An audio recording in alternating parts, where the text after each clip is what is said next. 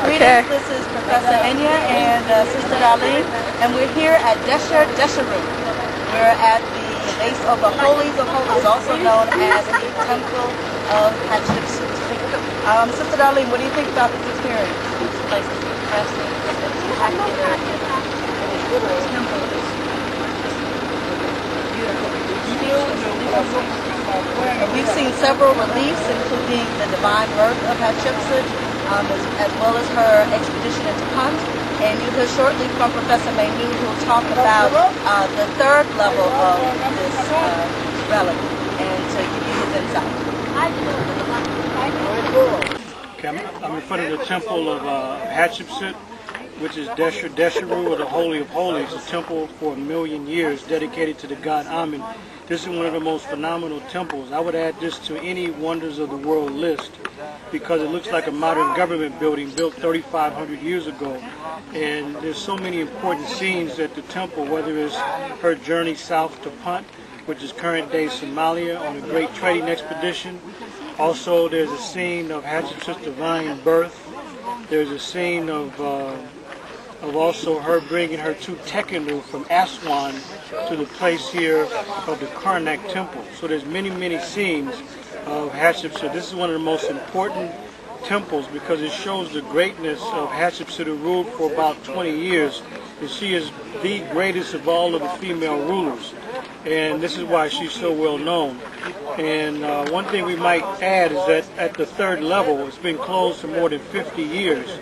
And only to be reopened with reintroduced images of Hatshepsut that have been remade, redone, reshaped with erased colors to de-Africanize her features. It's one of the most dastardly aspects of the so-called conservation restoration, where you have a beautiful temple with amazing scenes that largely have vanished in the past 10 years. But the third level is the most outrageous because it's the modern workers, not somebody in antiquity, but the modern workers who have systematically defaced every single large statue of Hatshepsut at this temple site.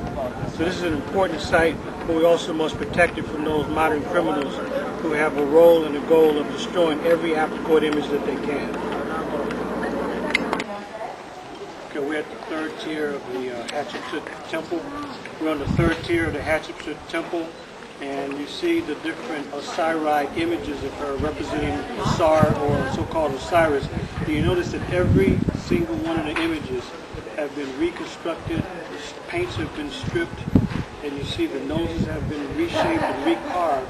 And this part of the temple was closed for more than 50 years, only to have Hatshepsut reintroduced as somebody that is unrecognizable. So every single image has been totally stripped of the original dark reddish-brown pigmentation, so that we see nothing more than the white limestone that has been left after the shaving of the original paint. So this is one of the most clear examples that when a location is under restoration or under conservation, particularly closed for conservation, that we have the systematic misrepresentation and systematic de-Africanization of images. And this is one of the most clear yet absurd examples of an African ruler, African, in this case, African queen ruler who's been systematically de-Africanized and stripped of her original pigmentation and her original identity. This is clear evidence of the criminal intent by modern conspirators whose goal is to strip every image of his Africanness. And this is why this is totally criminal. So this has nothing to do with any ancient damage. This is in fact modern and deliberate de-Africanization. So every single one of these images have undergone a radical, racial, and I would say criminal transformation.